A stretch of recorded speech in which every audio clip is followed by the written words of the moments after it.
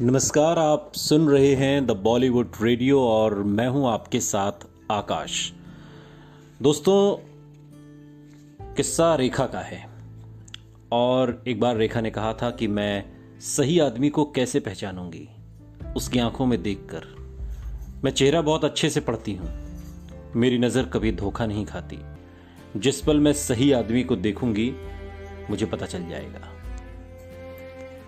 कहते हैं बदलाव समय का संस्कार है। एक इल्ली वक्त के साथ खूबसूरत तितली में बदल जाती है। मद्रास कॉस्मोपॉलिटन चेन्नई बन जाता है, बंबई मुंबई में तब्दील हो जाता है और भानु रेखा गणेशन ग्लैमरस रेखा बन जाती है। कहने को सब अपनी जड़ों से दूर, लेकिन फिर भी मूल रूप से मानो सब कुछ वहीं थमा हुआ है, मानो कुछ भी बदला ना हो। हम इन सब शहरों में जाएंगे क्योंकि यहाँ अतीत की कहानियां कैद हैं। कहानियां उस शख्सियत की जिसकी जिंदगी, जिसके प्यार के चर्चे 4 दशक से थमने का नाम नहीं लेते। मगर सबसे पहले हम लेकर चलेंगे आपको दिल्ली, क्योंकि यही वो शहर है जहां से वो अमर पक्षी की तरह राख से उठ खड़ी हुई थी। ये उसकी कहानी है, ये रेखा की कहानी है। ये देश में उदारीकरण से कुछ समय पहले की बात है। दिल्ली के धनाढ्य वर्ग के दक्षिण दिल्ली के छतरपुर की तरफ अपने पांव पसारने शुरू कर चुके थे। 80 के दशक के आखिर के सालों में अगर आप कुतुब मीनार से आगे बढ़कर गदईपुर की तरफ जाएंगे और लॉन्ग ड्राइव करते हुए जब आप जाएंगे तो आपको एक सुनसान सड़क से होते हुए आपकी नजरें कुछ फार्म हाउस पर टिकेंगी। जमीन के बड़े बड़े टुकड़ों पर बनी कई महलनुमा कोठियां फार्म हाउस, और इन्हीं में से एक फार्म हाउस का नाम था बसेरा। इसका गेट खुलते ही मानो आप एक दूसरी दुनिया में पहुंच जाते थे। यह सपनों का घर था।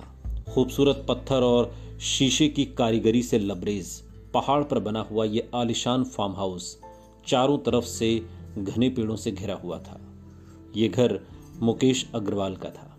एक मध्यम वर्गीय बनिया परिवार में जन्मे 13 साल की उम्र में ही पढ़ाई छोड़ चुके मुकेश कई साल तक वो छोटा मोटा काम करता रहा। फिर 1970 के दशक के अंत में 24 साल के मुकेश ने अपनी एक कंपनी की नींव रखी।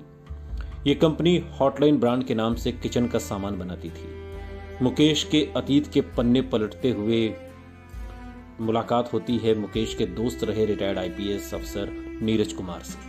नीरज कुमार दिल्ली के पुलिस कमिश्नर रह चुके हैं। मुकेश और नीरज की मुलाकात उस वक्त हुई थी जब हॉटलाइन ब्रांड ने उत्तर भारत में धूम मचाई थी। दिल्ली पुलिस के पूर्व कमिश्नर नीरज कुमार बताते हैं कि मुकेश अग्रवाल अपनी मेहनत के बल पर उस दौर में कामयाब बिजनेसमैन बना जब आजकल की तरह स्टार्टअप परिदृश्य भी सामने नहीं आए थे। एक साधारण पृष्ठभूमि से आए मुकेश को हमेशा से दिल्ली का अभिजात वर्ग बेहद आकर्षित करता था। उसके दिल में इस वर्ग का हिस्सा बनने की गहरी चाहत थी। उस समाज में अपना सिक्का जमाने के लिए मुकेश ने अपने फार्म हाउस में भव्य पार्टियों का आयोजन शुरू कर दिया। दिल्ली के बड़े बड़े रईस इन पार्टियों की रौनक बढ़ाते नजर आते।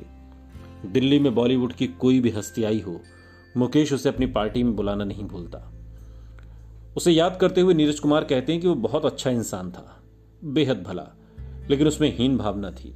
वो दिखाना चाहता था कि उसने जिंदगी में बहुत कुछ हासिल किया है। वो अपनी कामयाबी का दरअसल डंका पीटना चाहता था। इसी सनक में मुकेश अग्रवाल अजीबोगरीब हरकतें भी करता था ताकि किसी तरह बड़े लोगों की नजर में आ जाए। उसने एक घोड़ा खरीदा जिसे वो अपने फार्म हाउस में रखता था। जब किसी मेहमान के आने की खबर होती तो वो गेट के पास घोड़ा सजाकर उसके ऊपर बैठ जाता और मेहमान का इंतजार करता। ये घोड़ा भी कोई मामूली घोड़ा नहीं था, बल्कि महंगी नस्ल का घोड़ा था। शायद इसका फायदा भी हुआ क्योंकि बॉलीवुड की कई हस्तियां उसकी दोस्त बन गई।